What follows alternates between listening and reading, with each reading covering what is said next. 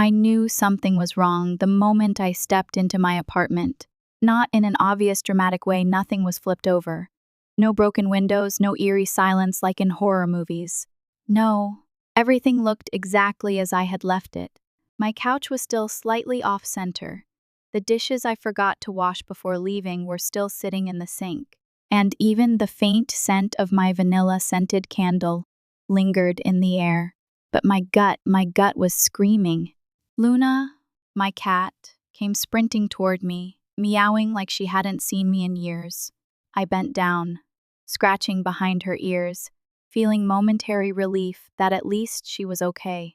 My brother James had been in charge of her while I was at work, which, frankly, was the only reason he even had a key to my place. I trusted him enough to keep my pet alive, not to do anything else. Maybe I was just being paranoid. Long day, too much coffee, not enough sleep. I shook off the feeling and started unpacking, tossing my bag onto the bed. I opened my closet to put some things away, and then I saw it. The cash, or more accurately, the lack of it. My stomach lurched. I kept my savings tucked away under a pile of clothes, adding to it every paycheck. It wasn't a fortune, but it was mine, and I knew exactly how much should have been there. My hands trembled as I pulled it out, flipping through the bills. The math wasn't amazing. I counted once, twice, 3 times, $5,000 gone. I sat down on my bed, gripping the remaining cash so hard my knuckles turned white. There was no mistake. I didn't spend it. I didn't miscount. Someone had taken it. And there was only one person who had access to my apartment while I was gone: James. I grabbed my phone and called him straight to voicemail. Again, nothing. I didn't even bother texting.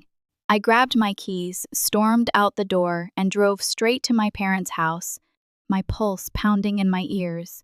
Maybe, just maybe, there was an explanation, a misunderstanding, a mistake. But deep down, I already knew my own brother had stolen from me, and this wasn't the kind of thing I could just let go. I didn't knock. I didn't hesitate. I walked straight into my parents' apartment.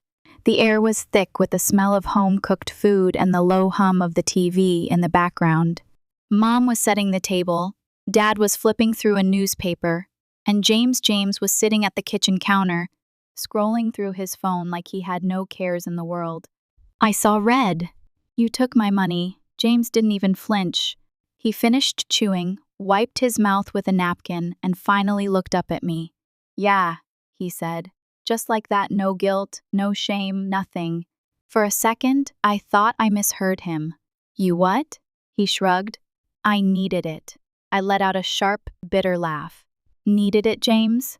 You stole $5,000 from me. That's not borrowing some change, that's theft."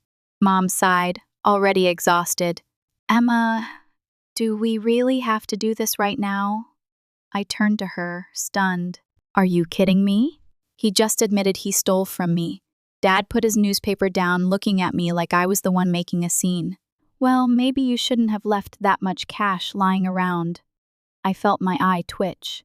"Lying around?" I repeated. "It was in my closet, under my clothes." He had no reason to go in there. James smirked, leaning back in his chair. "Maybe you shouldn't have trusted me with a key." That was it. That was the moment I knew he thought he was untouchable, that he could take whatever he wanted and get away with it. "What are you going to do now?" he said, tilting his head mockingly. "Sue me?" I smiled. Not because it was funny, but because I already knew how this was going to end. I turned and walked out. That night, I barely slept. Every time I closed my eyes, all I could see was James's smug face, my dad's casual. "Well, you shouldn't have left it there. My mom's tired. Do we really have to do this?" Like somehow I was the unreasonable one for being angry. By morning, I wasn't angry anymore. I was done. I picked up my phone and called Grace, my lawyer. She answered on the second ring. "What's up?" she asked. "My brother stole $5,000 from me," I said flatly. "I want to sue." There was a pause. Then, without hesitation, she said, "I'll take care of it." An hour later, James called. I stared at my phone for a moment before answering. The second I picked up, he was already yelling, "Are you serious, Emma? A lawyer? You're actually going through with this?" "Yes," I said, "I am." He scoffed. "Over 5 grand?" "Over the 5 grand you stole," I corrected. Silence then, in a much lower voice, he muttered, "You're such a loser." That made me laugh. "That's not the point, James. You think you can just take whatever you want and never face consequences? Guess what, not this time. I already spent it," he snapped. "Not my problem," I shot back. He exhaled sharply. "You're really going to take your own brother to court over this?" I gave him one last chance. "I'm giving you an opportunity to fix this before it gets that far." Another long silence, then, without another word, he hung up. 20 minutes later, my mom called. I let it go to voicemail. Then my dad ignored. Another hour passed before I got a notification. A Venmo request from James for $5. With a note attached. For emotional damages for ruining my life. I stared at my screen for a full minute, processing the sheer audacity of it. Then I did the only logical thing. I took a screenshot and sent it to Grace. James thought this was over. He had no idea what was coming. By the afternoon, my phone was blowing up missed calls, texts, voicemails piling up, all from the same 3 people, James, Mom, and Dad. I ignored every single one. Instead, I called Grace back. "Got your screenshot," she said, amusement clear in her voice. "Your brother really thinks you owe him money." "Apparently," I muttered, still in disbelief. She exhaled. "Well, he's about to have a reality check. I've sent him an official demand letter. He has 48 hours to return the money before we escalate." "Good," I said, gripping my coffee mug a little too tightly. Then my phone buzzed again. "James." "This time," I answered. The second I picked up, he was already shouting, "Are you serious, Emma? A demand letter? A lawyer? You're actually going through with this?" "Let me think," I said flatly. "You stole $5,000 from me and acted like it was nothing. So, yeah, James, I'm serious." "You're being ridiculous," he snapped. "It's just money." I almost laughed. "If it's just money, why don't you give it back?" Silence. Then his voice dropped into a sneer. "You don't even need it." I gritted my teeth. "That's not the point. It was a mistake, okay?" he said, irritation creeping into his voice. "You're really going to take your own brother to court over this?" "You had your chance to fix it," I said. "You ignored me. Now you get to deal with the consequences." His response, a long, frustrated exhale followed by an abrupt click as he hung up. I barely had time to put my phone down before Mom called. I sighed, debating whether to answer. I already knew exactly how this conversation was going to go, but out of morbid curiosity, I picked up. "Emma," she started, her voice dripping with that disappointed mother tone I knew all too well. "This is getting out of hand." I leaned back in my chair. "Oh, is it?" She ignored my sarcasm. "James is your brother. Families don't sue each other over money." I snorted. "Families don't steal from each other either, Mom. He made a mistake," she said. "He knew exactly what he was doing." I shot back. She sighed dramatically. "Well, he can't pay you back. Not my problem," I said. "Emma," she warned. "No, seriously. If he can't pay me back, then maybe you and Dad should." Silence then, in a much softer voice, she muttered, "We don't have that kind of money." That's what I thought. Another long sigh. "I don't know what's happened to you, Emma. You used to be so nice." I rolled my eyes. "And you used to be a parent," she gasped, like I had personally slapped her through the phone. I hung up before she could say another word. I had barely put my phone down when someone knocked on my door. For a second, I thought it was James, maybe even Mom, but when I opened it, it was Dad. I folded my arms. "Didn't expect to see you." He didn't even say hello. "You're off the case, Emma." I raised an eyebrow. "No, I'm not," he sighed, running a hand down his face. "Look, I know James screwed up, but you can't just throw family under the bus like this. I tilted my head. Funny, I thought the same thing when he stole from me. His jaw clenched. You're really taking your own brother to court over this? I stared at him. Would you say the same thing if he stole from you? He shifted uncomfortably but didn't answer. That was all I needed to know. Then he tried a different tactic. You know, James's life hasn't been easy. I laughed. Oh, here we go. He's struggling, Emma. He needed a break. So his solution was to rob me? Dad exhaled sharply. It's just money. I grinned. If it's just money, why don't you pay me back? Silence, then a heavy sigh. You know we can't afford that, and just like that, everything clicked. I narrowed my eyes. Wait, did you know? His silence told me everything. I took a slow step back. Unbelievable! You knew he took it, and you just hoped I wouldn't notice. It wasn't like that.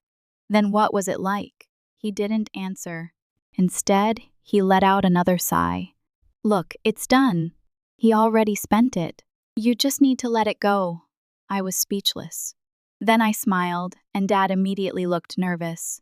Well, I said, I hope he enjoyed spending it. Dad narrowed his eyes. What does that mean? I shrugged. Just that if he thinks he can get away with this, he's in for a surprise. Something flickered across Dad's face, concern, maybe even fear. Emma, don't do anything drastic. I smiled wider. Too late. As soon as he left, I grabbed my phone and called Grace. Change of plans, I said. I want to hit them where it really hurts. Grace paused. What are you thinking? I grinned. Can you get a freeze on his bank account?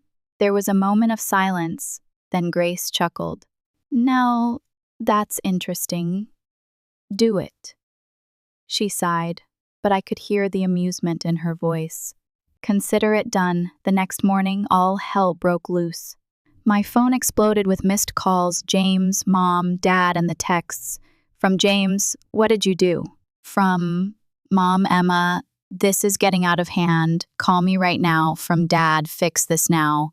I took my time getting out of bed, made some coffee, enjoyed the absolute silence, then finally called Grace.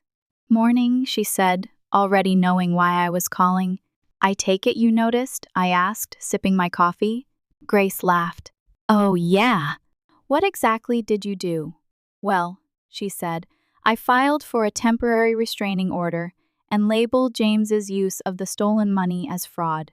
Since he used it for a big purchase, it triggered an immediate review. His bank accounts are frozen, and his credit card is flagged for suspicious activity. I grinned. That's nice.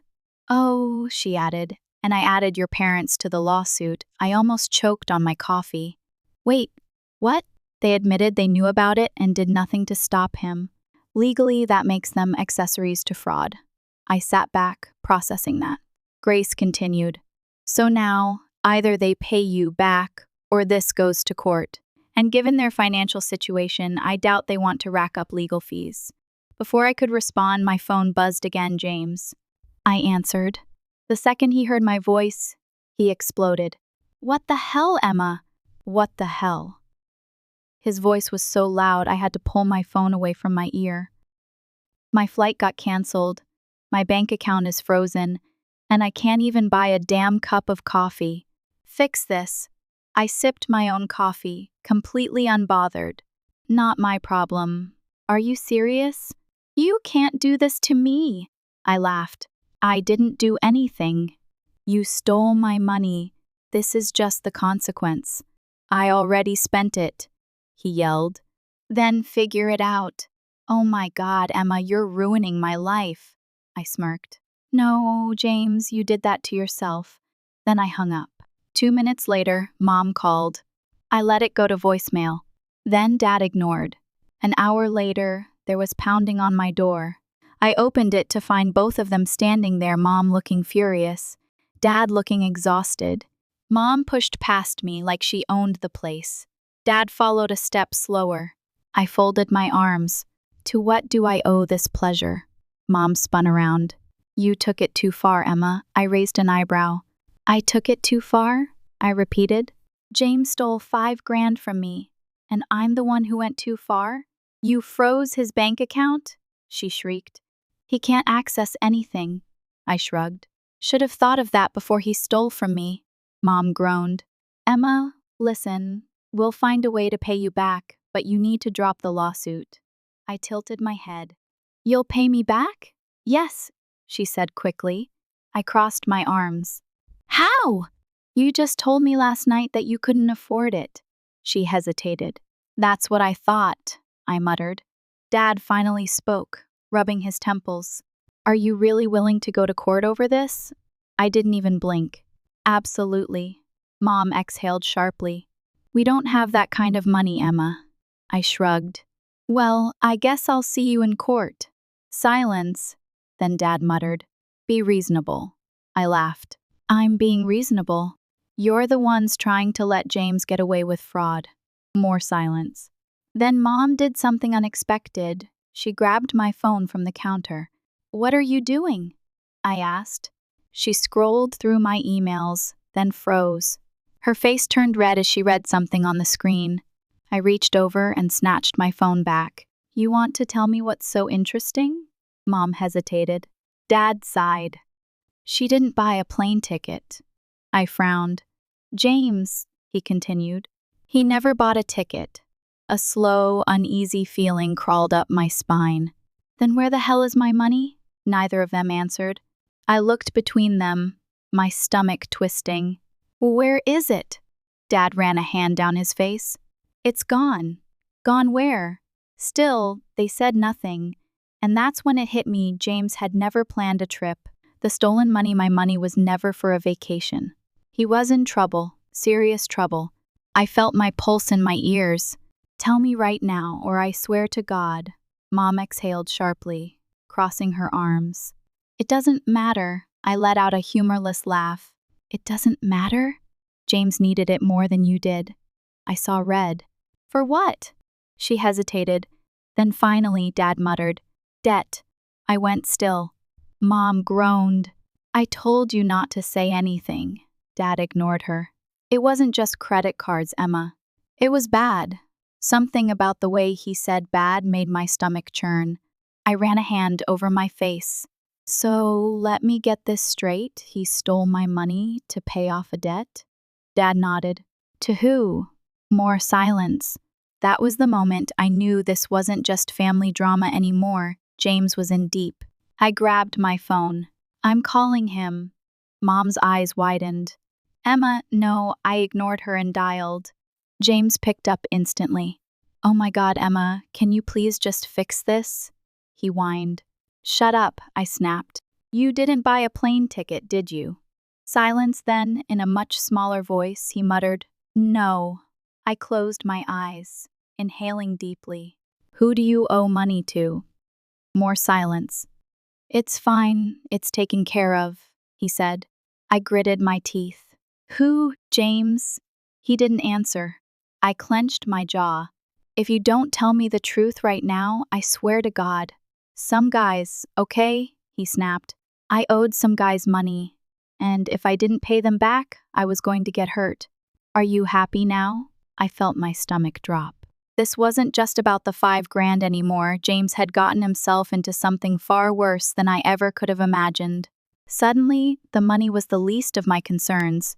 I gripped my phone tighter. James, what have you gotten yourself into?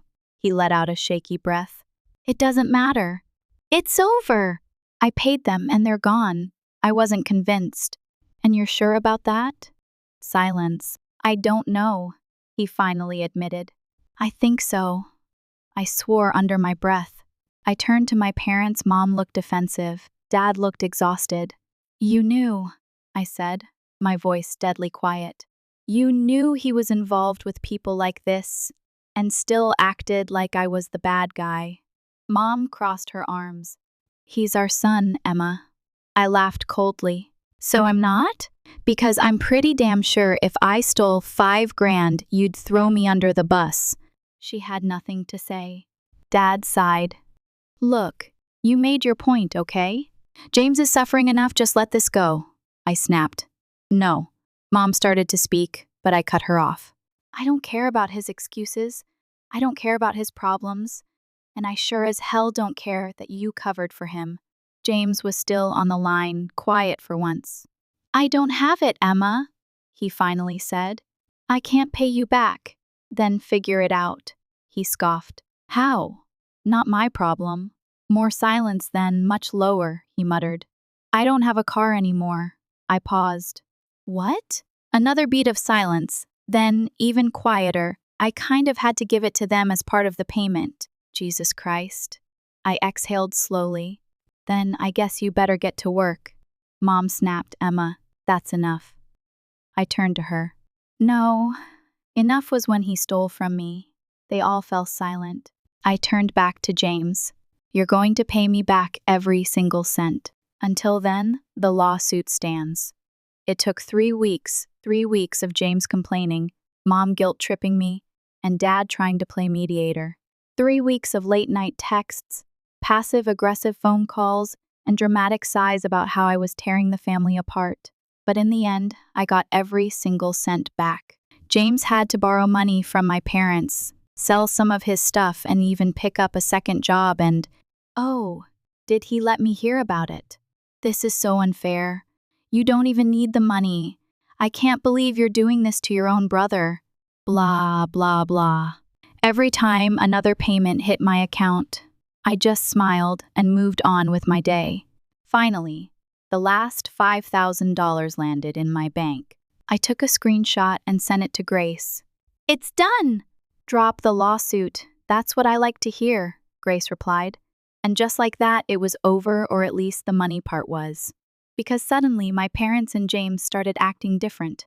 Mom started calling me more, just to check in, asking how work was going, if I was eating enough, if I needed anything. Dad, who barely spoke to me outside of holidays, suddenly wanted to have lunch.